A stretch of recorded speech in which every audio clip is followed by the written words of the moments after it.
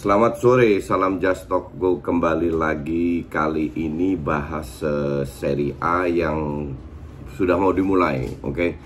Tidak banyak perubahan, tidak banyak pembelian pemain atau penjualan di Serie A ya, karena income-nya semua sudah menurun. Tapi gue masih melihat menjelang tanggal 31 ada 1-2 pembelian yang penting buat klub, terutama si AC Milan, Inter Milan, Juve, Lazio, sama Napoli. Ya, itu. AS Roma nggak gue anggap karena pelatihnya nggak jelas. Kita mulai dari Inter Milan dulu. Ini gue sambil lihat buka Transfermarkt. Jadi Inter Milan itu beli, sebenarnya kalau lihat di listnya itu banyak, tapi banyak pemain muda ya. Tapi kita nggak anggap pemain muda itu. Mereka beli yang penting itu adalah Dumfries, gantiin Hakimi, Darmian juga dibeli dari Parma, tapi itu lebih harganya cuma 2,5 juta untuk pelapis lah. Calhanoglu sama Dzeko. Jadi mereka beli 3 posisi yang penting untuk untuk 3 posisi yang ditinggalkan oleh pemain intinya. Tapi 3 posisi yang dijual itu kan 3 pemain yang punya kontribusi besar. Eriksen terutama setengah tahun terakhir, Lukaku kita tahu sendiri seperti apa kontribusinya, dan Hakimi. Sementara kalau kita lihat Dzeko, ya Dzeko bandingin Hakimi ya, masih Dzeko itu umurnya berapa? 35 tahun. Ya bola-bola atas sekali-sekali oke lah. Cuman ini pemain gue nggak yakin bisa bermain bisa bermain 90 menit 38 match, bisa bermain konsisten dan bagus. Bukan nggak yakin, gue yakin nggak bisa. Belum ntar ada cederanya, belum nggak on fire. Siapa pelapisnya? Ya, nggak ada. Mereka ada pemain muda Martin Satriano. Tapi yang gue dengar Dufan Zapata katanya mau ke sana, salah satu gosip yang eventually masih bisa dilakukan. Dufan Zapata itu kan bisa dibilang cukup bagus lah, cukup bagus, sudah paham budaya sepak bola Serie A, dan mainnya juga memang kalau gue bilang agak lambat, yang tipe-tipenya nggak jauh beda dengan Lukaku lah kalau gue bilang Zapata. Jadi sangat cocok untuk main ke Inter. Inter itu jual Hakimi dapat berapa? 60 kalau nggak salah ya.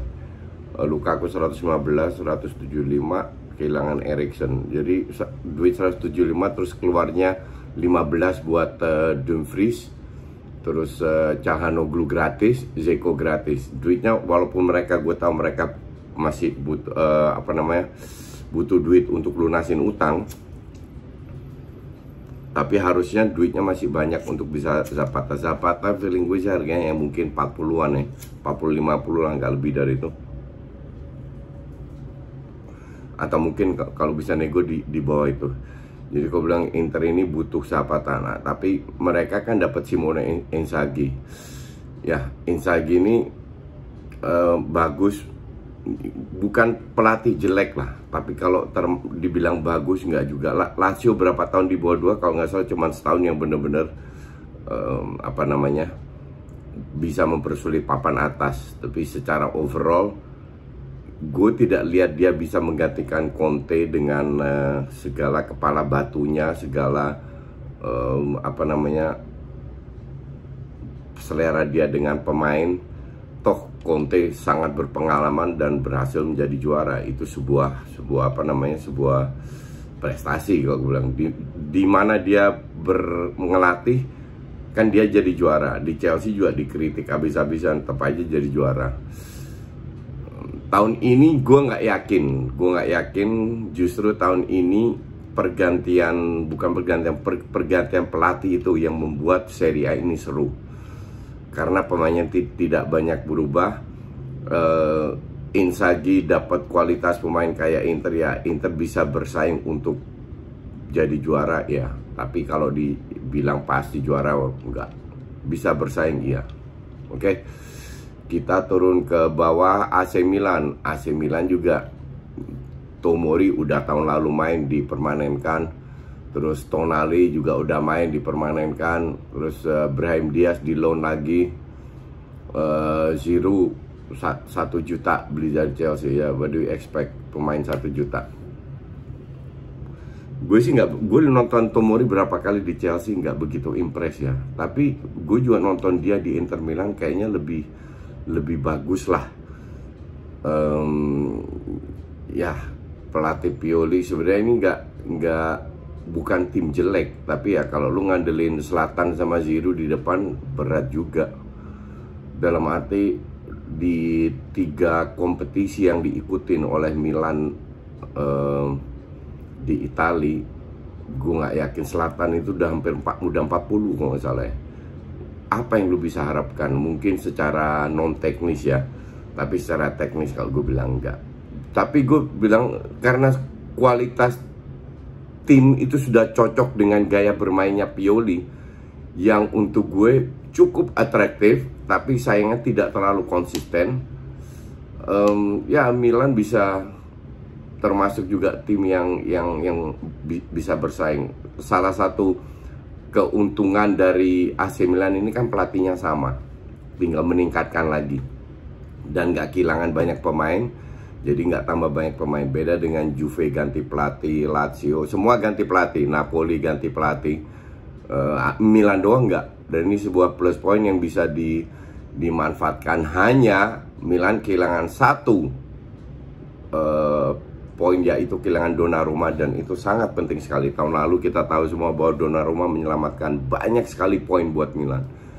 Kita nggak bisa menilai bahwa si Maignan ini bagus atau jelek.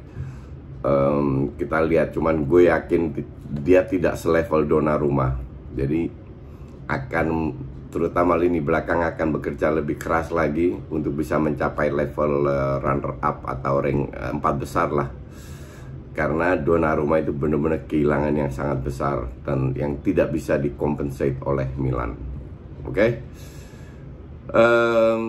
Atalanta ya, Atalanta nggak berubah.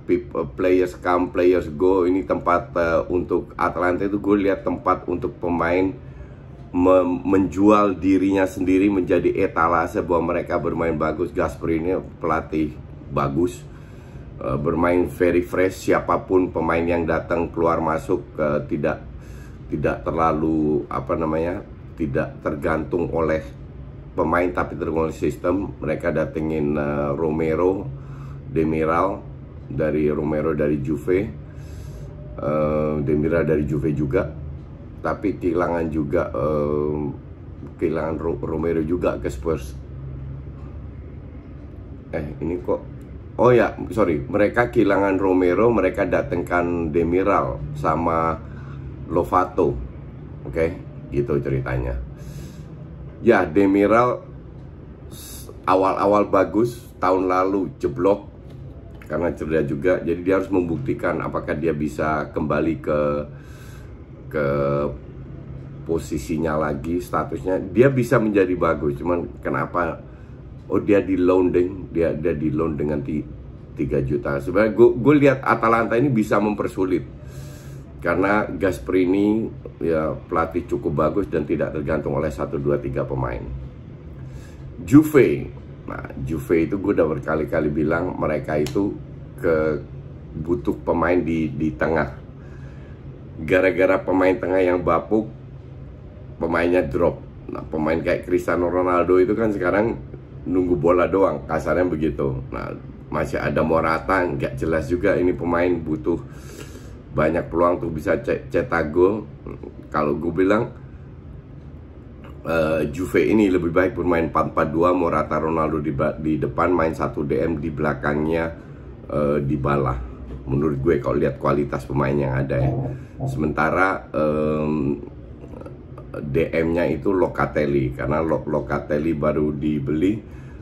Ya pelapisnya ya Bentancur bisa dari kiri, si Rabiot bisa juga. Hanya kedua pemain itu kalau menurut gue adalah pelapis. Bernardeschi masih ada, itu juga harusnya dibuang ya. Sayap kiri kan tahun lalu biasanya McKennie dimainin, ya mungkin McKennie, Chiesa di kanan, di tengah Dybala sama belakangnya Locatelli, Morata sama Ronaldo, mungkin seperti itu. At least Allegri ini lebih berpengalaman, tahu apa yang dibutuhkan oleh Juve, dan jadi untuk gue Juve kandidat kuat, sama Inter Milan kandidat kuat untuk jadi juara. Napoli, Spalletti, untuk gue Spalletti adalah pelatih bagus. Jadi mereka dapat Juan Jesus dari Roma, terus Politano dari Inter, sama Marvella dari Bari. Yang cabut nggak begitu banyak. Hisei cabut ke Lazio, ya nggak begitu penting yang lain. Gue sih berharap banyak dari Napoli, karena Napoli ini tim cukup bagus, sayang tidak selalu konsisten, sehingga Gattuso dipecat. Tapi gue bilang Spalletti as a coach lebih bagus daripada Gattuso, jadi seharusnya bisa lebih perform di bawah Spalletti. Semoga bisa menjadi bisa mempersulit Inter, AC Milan dan Juve. Lazio, nah Lazio ini juga kuda hitam yang nggak bisa diprediksi, karena Sarri yang pegang. Sarri play very nice football, dapat Felipe Anderson dibeli lagi dari West Ham, Hisai tadi gue udah jawab, Luka Romero dibeli dari Mallorca B, sama Pedro dibuang, sama Mourinho akhirnya dibeli ke Roma. Dan gue harap juga Lazio bisa bersaing, harusnya bisa lebih bagus daripada tahun lalu, daripada di bawah Inzaghi. Karena ya faktor Sarri. Gue lihat Sarri lebih bagus lah, lebih berpengalaman. Roma dengan Mourinho beli berapa pemain, tapi buang berapa pemain juga, yang itu ya Tammy Abraham, kipernya Rui Patricio, sama Ibanez center back dari Atalanta. Ya Roma ya gitu, di bawah Mourinho lihat aja ujung-ujungnya parkir base long ball, males bas pelatih kayak gitu. Oke, thanks for watching.